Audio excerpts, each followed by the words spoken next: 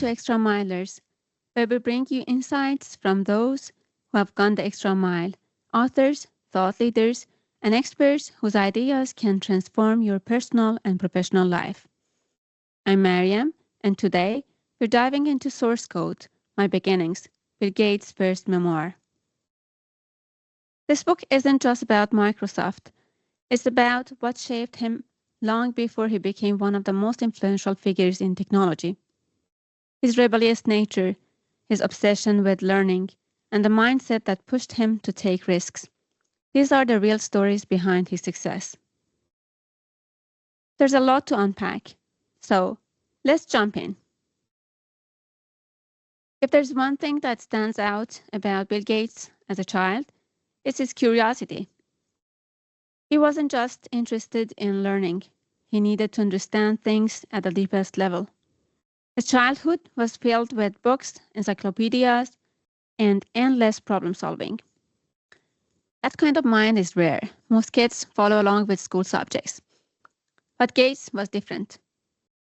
He dove into topics that fascinated him, often getting lost in ideas beyond what was being taught. But with that curiosity came independence. He wasn't the kind of kid who followed rules just because he was told to. His parents, both strong, ambitious people, encouraged excellence, but they also clashed with him. He had his own way of thinking, his own pace, and he wasn't afraid to push back. The fight got intense, and that was the point when they decided therapy might help.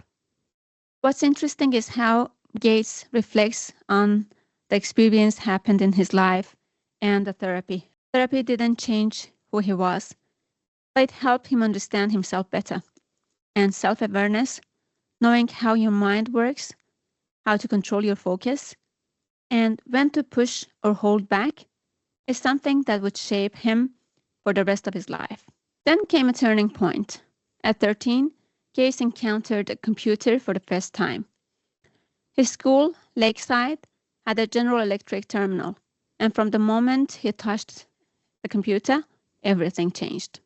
It wasn't just a cool machine, it was a puzzle he wanted to solve, a system that he could control, break apart, and rebuild. He became obsessed. He spent hours coding, figuring out how to push the system further. That's something we see again and again in his life. When something fascinates him, he dives in completely. Programming wasn't just a skill he picked up, it became his world. At one point, he and a friend hacked into the system to get extra computer time. Instead of punishing him, the school let him help manage the scheduling software. Imagine that, 14 years old and already handling real projects. That's a pattern in Gates' life. When he's given a challenge, he doesn't hesitate. He takes control, figures it out, and moves forward. By the time he got to Harvard, things felt off.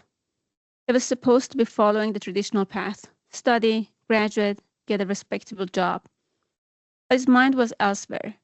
He spent most of his time in the computer lab, working on ideas instead of schoolwork. Then came the moment that changed everything. He saw an article about the Altair 8800, an early personal computer. He and his friend had an idea. What if they wrote software for it? They didn't wait. They pitched their software idea to the company behind the Altair before they had even written a code. When the company showed interest, they pulled an all-nighter and built it. And it worked. That deal led to something bigger, the decision to drop out of Harvard and start Microsoft. Now, people love the college dropout story, but here is the real lesson. Gates didn't quit because he was lost. He left because he already found what he was supposed to do. Most people hesitate before making big decisions, but Gates had a clear vision. He wasn't afraid to bet everything on it. From the beginning, Microsoft was built on intense focus and high standards. Gates worked insane hours, often sleeping under his desk. He reviewed every line of code personally, making sure it met his expectations. This reminds me of a story I heard from another podcast. Ali Partovi, an early tech entrepreneur and investor, once talked about Gates' hands-on approach. He recalled how, in technical discussions at Microsoft, leaders at every level, from engineering leaders to executives, often didn't have all the answers. But when the discussions reached Gates, he did. He knew the technical details so well that even the leaders and leaders of leaders couldn't keep up with him. That level of engagement is rare. CEOs typically delegate. Gates was deeply involved in the nuts and bolts of Microsoft technology. It wasn't just about writing software, it was about thinking ahead. He structured deals that ensured Microsoft's long-term dominance. He convinced companies that software should be licensed, not sold outright, which gave Microsoft control over the operating systems that powered computers for decades. His leadership style was demanding, sometimes tough, but always with a purpose. He believed in excellence, efficiency, and precision, and he had no patience for anything less. That's something we see in his early years too, whether it was fighting for independence as a kid, pushing his limits as a programmer, or making bold decisions in business. His intensity never changed. So, what really made Gates different? One of the biggest things was his ability to focus completely on what mattered. He wasn't distracted. When he found something he loved, whether it was programming, strategy, or innovation, he immersed himself in it fully. Another thing, he was willing to take big risks, not reckless ones, calculated risks, based on a deep understanding of where the world was heading. He didn't hesitate when he saw an opportunity. He took action.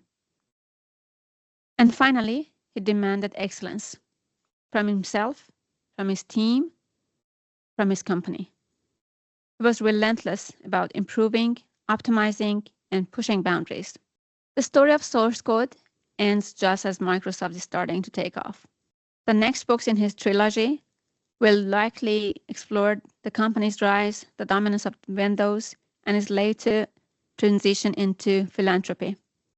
But if there's one thing this book makes clear, it's this.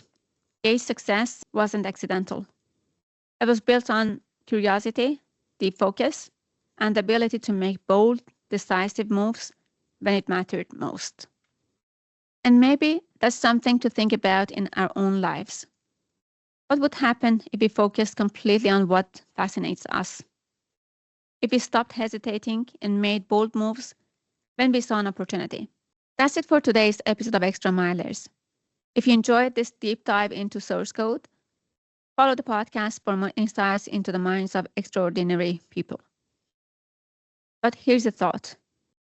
What's one trait in yourself that if you leaned into it fully, would lead to something great? Let's talk about it on social media. You can follow us on YouTube and Instagram and give feedback and suggestions. Thanks for listening, and until next time, keep pushing the limits.